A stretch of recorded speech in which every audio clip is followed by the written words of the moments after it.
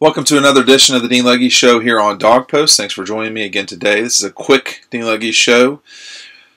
We're going to go straight to what Kirby Smart talked about today, which was the official announcement of the addition of Texas and Clemson to future schedules. One of the years is going to be very crowded, and I'll talk about that when Kirby gets done talking about what he has to think about this. Excited. I think when you come to the University of Georgia, you want to play against the best, and I've always believed in playing, Power 5 opponents. Look, our fan base will follow us anywhere they want to go. We proved that last year. We've proven that over the history of time that the Georgia people will travel.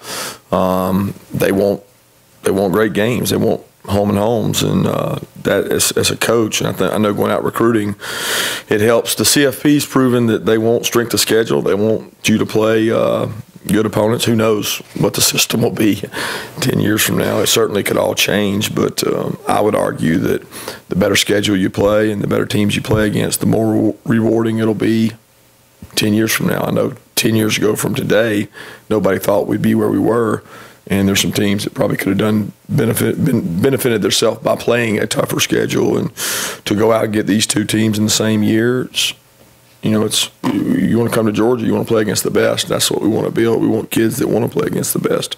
So I'm excited for it, and we've been looking at a lot of other opportunities as well. So just as Kirby talked about right there, that there's a lot of assumptions that are being made here, one of which is that Georgia and Georgia Tech will still be playing in Athens on even years like they do right now. I don't know that would change, but that would mean in 2029, Georgia would would host Texas at the start of the season, what we're assuming is the start of the season on September 1st. And 2 weeks later, they'd play at Clemson, and then they would conclude the end of the season in Atlanta at Georgia Tech. So that would involve what you would assume to be, and now you're scheduling these games. It's kind of hard to get to the point where you'd see there'd be a 9-game SEC schedule. It's hard to see that. Now, this is 11 years from now, so we can't know. But, at Texas to start the season, I don't see how they're playing any legitimate foe between Clemson and Texas. So you'd play probably your one gimme game of the year between those two. Then you'd play Clemson on the road, and then you'd play 8 straight games in SEC play and close the season against Tech in Atlanta.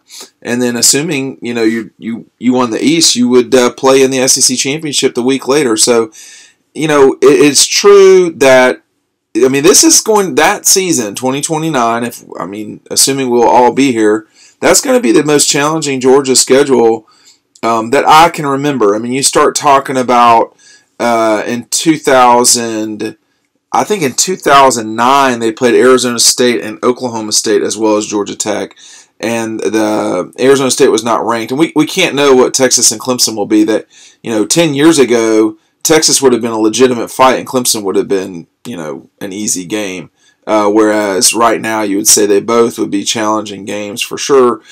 But we don't know who the head coaches will be. We don't know the landscape. It is hard to get excited for these games when they're 12 years away.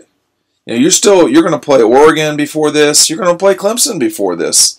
But it does shed light onto the future of college football, and that I just think stuff like this means more and more that we're not going to see a 9-game schedule in the SEC. The television networks, ESPN will still have their contract then. Guys like CBS or whoever has the Tier 1, it could be ESPN, whoever has the Tier 1 contract, they do want the ability, CBS would love the ability to broadcast Clemson in Georgia, to broadcast Notre Dame, Georgia, to broadcast Texas, Georgia.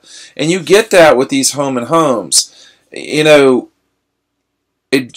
They're interesting games. Obviously, Clemson and Georgia have played a ton of times. Georgia with a pretty heavy advantage, winning 42 games, losing 18, and the two have tied 4 times.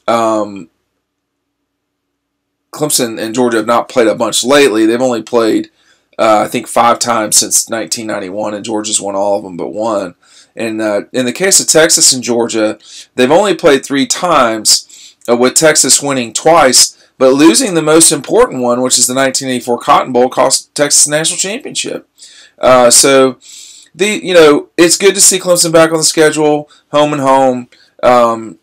It's a long way away, though. I mean, like in 2030, my children will only then be starting to graduate high school. See, so it's a long way away from right now, and it's hard to get excited about it. But it does, I think, shed some light into the future of college football.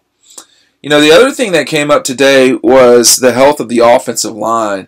I'm going to let Kirby talk about that real quick here, and then we'll jump back on after he gets done talking about Ben Cleveland and the rest of the guys. Yeah, Ben played in the game the other night when Kendall came out. So Ben was able to get in the game, play.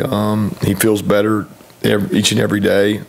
We felt like he's a really good shield protector, and with our coverage unit, he hadn't had to cover a lot. So that's one of the safer things he's been able to do for us. Not sure yet on Kendall when he'll be back. Same thing on Cade Mays. He's going to be day-to-day as well. So we may be looking at both those guys having work to do to get back. So, this group is going to get healthy eventually, completely. I mean, as Kirby said, Ben played the other night. He was out there on punt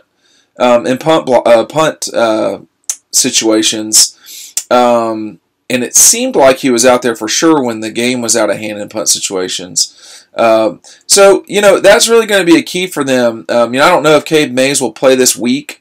You got to wonder about that, but this is really about getting completely healthy for the championship game on December 1st. And, a lot of guys have played. A lot of guys have started on the offensive line. I mean, think about how many guys now have been banged up on the offensive line. Ben Cleveland, Andrew Thomas, Lamont Galliard.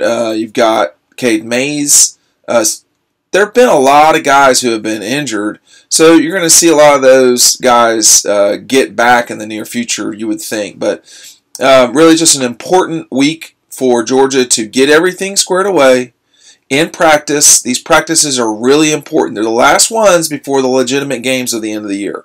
So if you're going to do anything and start implementing plans, now is the time. Doing it in the future won't really work. All right, thanks for joining me for a very quick Dean Legge show here on Monday.